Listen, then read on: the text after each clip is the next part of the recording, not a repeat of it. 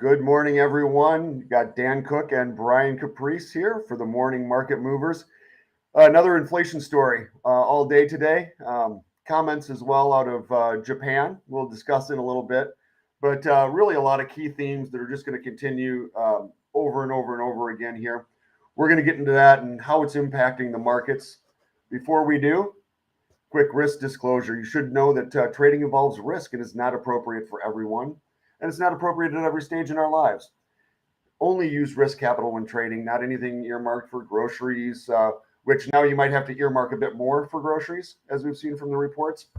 So always make sure it's risk capital. We're going to be talking about the markets. Brian's going to be picking out a ton of levels. We'll look at the levels we had yesterday as well. This is for educational purposes. Please don't take it as a recommendation to buy or sell anything. Always do your homework. And with that, we'll get it kicked off. Sure. Yeah, so pretty decent last 24 hours as far as the currency market goes. Some interesting themes that we're seeing played out. We mentioned that one of the big highlights was going to be the UK CPI year over year. It actually came in higher than expected. The forecast was 6.7 over 6.2, and it's actually at 7. What's interesting about the story is not so much pound strength coming in. Again, we are seeing pound strength, not necessarily versus the dollar. But again, the dollar data I'll mention in a second. But again, you're seeing the euro pound down 32 and the pound yen up 50. I think the pound yen could be up a bit more, but everybody kind of expected this. I think it's a very important lesson to understand because they've already had 3 rate raises, and it's not slowing anything down. Obviously, all eyes are focused on the U.S. and taking kind of a book out of the page, or a page out of the book of the U.K. 25 is not handling the levels of inflation that we're seeing right now, and it goes back again to, Bullard seems to be the only one with his actual finger on the pulse of having any clue what's going on. Jumping into the U.S. data, we just got PPI. If you remember yesterday, it was kind of all we heard was Bernard talking about, hey, it's better than expected. Inflation, it's not a problem, guys. The core, it matters much. And we were talking about how the core doesn't really matter. That's not what people care about as much. And all her things were, listen, it was a moderate increase. What we're doing is working. And then you look at PPI. Now, PPI is another leading indicator for inflation. It's actually what the producers are paying for things, right? It's what their services and goods cost to produce it. As we know in the past, when it costs them more, they pass that on to us, right? Because they can't just absorb it all. They would lose money. The company would go out of business. When their cost of goods and services go up, it's passed along. Here's the story. The forecast was 1.1, which is definitely higher than the 0.8. The reality came in at 1.4, accelerating beyond. Again, this is what's about to come for us. This is about what's to roll out. And what's interesting about this is you can see the core. I think this is the true representation, and I mentioned it yesterday. They were both considered red yesterday. The PPI here is red. The core is only orange. It shows you that it's not necessarily as an important number as the overall. But even such, this is twice as high. It was expected to be an increase up to 0.5. It was a 1% increase. It was double what they were expecting. So I'm not exactly sure what Bernard is speaking about or what she's talking about or why she's patting herself on the back. Their policy was 100%, and now it's proven with data, ineffectual. The 0.25% was zilch. And again, if she keeps making comments like that, then she will write herself out of having any possibility, even discussion, of taking over the Fed after Powell. And again, at this point, I think it's been proven Bullard is the only one really that has any idea of what is really happening, what we're seeing in the data. A couple other people have mentioned, 0.5 is definitely on the table. There's absolutely no way they can't do a 0.5 next time, especially with this. This is going to be passed down. The CPI will follow. The PCE we're going to get probably going to be higher as well. So this is what's up. This is what's coming. And again, because of it, you can see that the dollar across the board has had strength. Yeah, and I think you make a great point there, Brian. And I really want to stress it, that this is very much a leading indicator. This is coming down the line, and we'll see that in future data. So yeah, to say that oh no, we've got it under control, these steps we've taken, if they don't do a 0.5, that would be a huge shock. Yeah, and I think at this point, the market is looking at this and starting to factor this in. I mean, the dollar yen up 99, you say, wow, that's a lot of movement. Part of that is also, we'll cover that in a second, but across the board, euro dollar, you're seeing large movement. Dollar CAD, and I'm okay with the dollar CAD being up 70 because in about an hour and a half, we actually have the CAD raising their interest rate 0.5. If they miss it at all, this could go even higher. But I think I think they'll do the 0.5 in there. And I think we start to see a bit of a rollover in the dollar CAD as well. We've kind of had this data driving it higher and positioning itself for this. So again, I think there could be a great trade setup because of CAD raising. And again, a smaller country like Canada, they're doing 0.5s. Why is the United States, as big as we are, seeing higher inflation than we're seeing in Canada? Why are we doing 0.25s? It really doesn't make any sense whatsoever. So again, we'll see that. And then tonight, also keep your eyes open. We do have the Aussie data news tonight. This should be an interesting read because New Zealand we saw raising, Canada's raising, Australia is going to be in that line next. And again, China's got to get kind of all their ducks in a row. But again, dropping down to 3.9 from 4, there could be a nice little Aussie trade, particularly, and this is why, this PPI data is great for the dollar. Helps drive any of the pairs up, like the Aussie dollar. It will drive the Aussie dollar down because of the dollar strength today. Eventually, they'll be profit taking. 9:30 at night, how much profit taking is there going to be in the U.S., with U.S. traders? Zero. But there will be Aussie profit taking, as well as Aussie preparing for a rate hike, which, again, this could be straight down today. 9:30 tonight, this is going to turn around and head straight back up again. So, what you need to do is actually look to see how this one progresses through the day after the Nadex reset today when the contracts reopen up. Look to see where the Aussie is. Look for some stabilization. There may be a great little news trade today, later on tonight. And again, you can trade this with anything. You can see where knockouts, binaries, or even call spreads are later on this evening. And if you don't want to deal with the U.S., you could also trade it with the yen, right? You could do the Aussie yen over on Nadex as well. That brings us to the yen, as I mentioned. Where is it? Right here. All right. Kuroda. In grade school, there's always that one little kid. Yeah, in grade school, there's always that one little kid that doesn't matter what happens. He's always got to be the center of attention. This is kind of, and I have one of them. This is kind of what he's doing. For the last week, it's been nothing but, we're going to stay weak. We're going to stay weak. We're going to stay weak. And people are starting to just kind of forget about Japan. So he comes back in and says, we're going to maintain aggressive easing for the foreseeable future. We're going to keep low rates forever. Yay. And again, this kind of goes right into that carry trade. But it's funny. Everyone's like, yes, we got it. Japan is weak.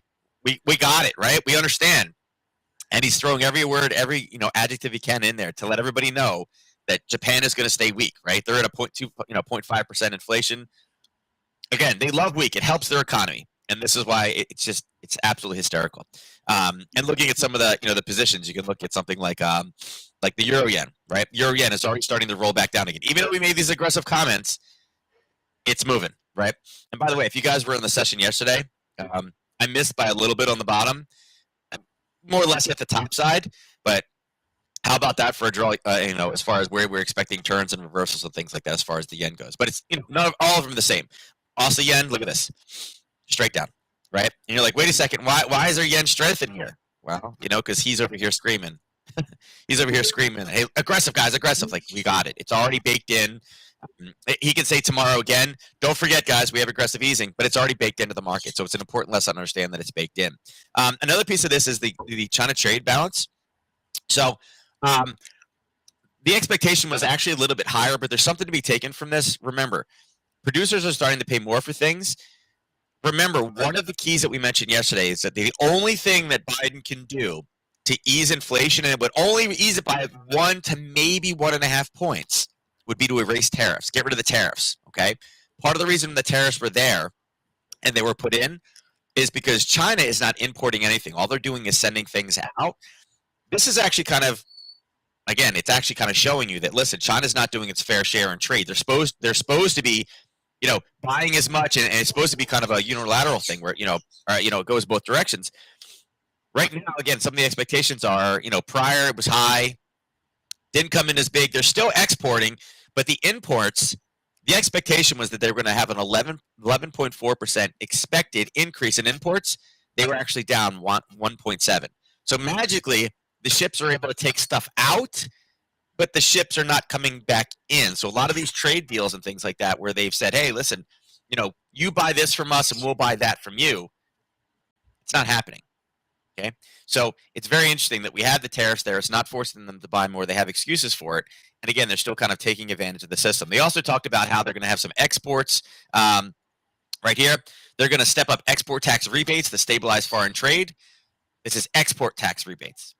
So again, it's not making them bring more stuff in; it's helping them send more stuff back out again. And again, they're trying to turn into a big version of Japan is what they're really trying to do. And then last but not least, the news this morning: Elon Musk getting in trouble. We'll see if it's actually trouble or not. Supposedly, somebody is not happy that he bought Twitter. He did it in 2 buys instead of 1. Um, he didn't disclose to the world that he had bought a 5% stake. He bought another 5%, or I guess 4% to get that. Now, this is funny. I know math. I'm not the smartest person in the world, but he bought 5%, and then instead of disclosing it, he doubled his stake and bought 9. I believe if you double 5%, it's 10, right? Not 9. That's just me. I don't know. But anyway, he ended I'll up write doing it down 2 on my buys. paper here.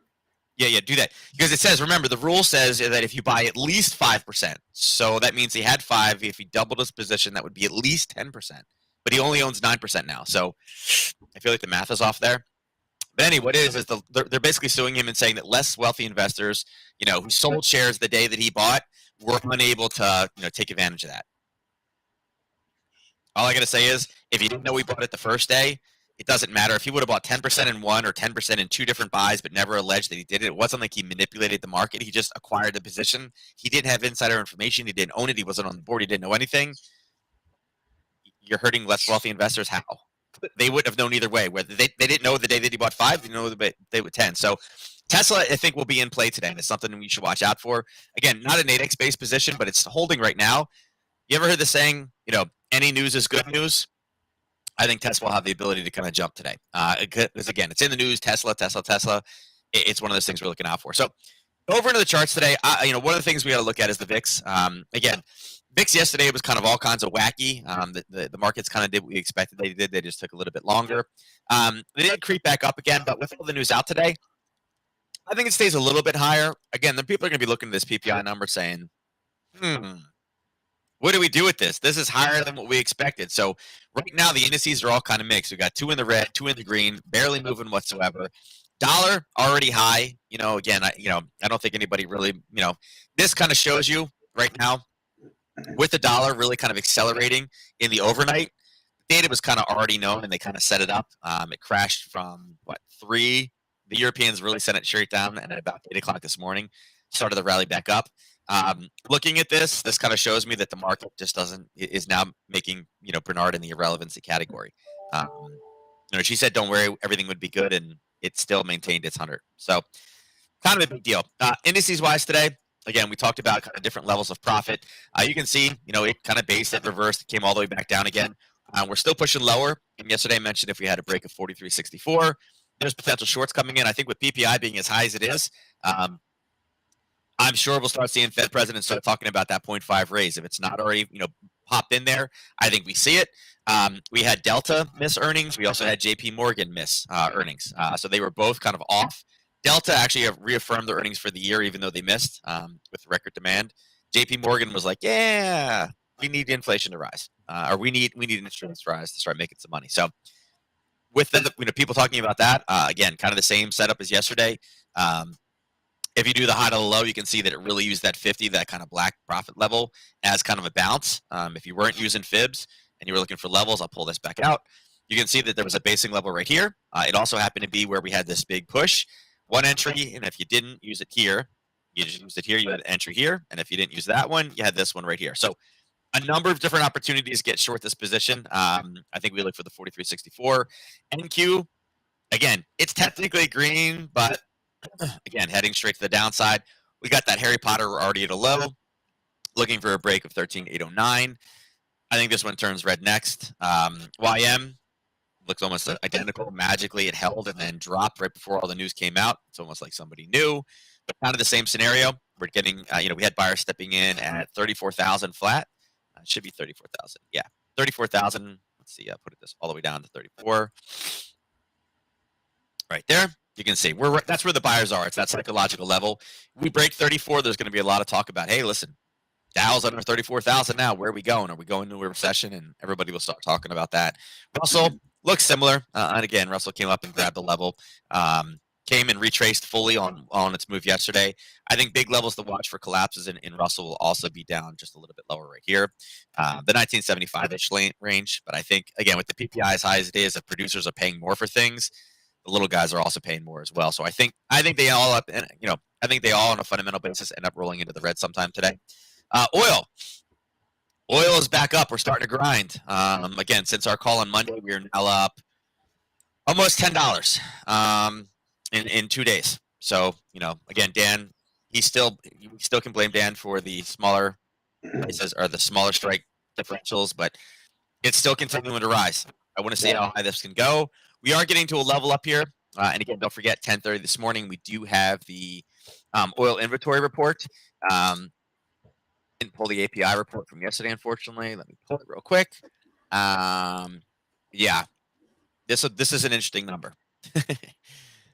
So right now, I don't know if you guys saw this or not. The API oil inventory report from last night said we're going to have a surplus of 7.75 million barrels.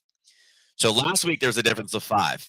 This week, again, we're releasing the strategic oil reserve. Yeah,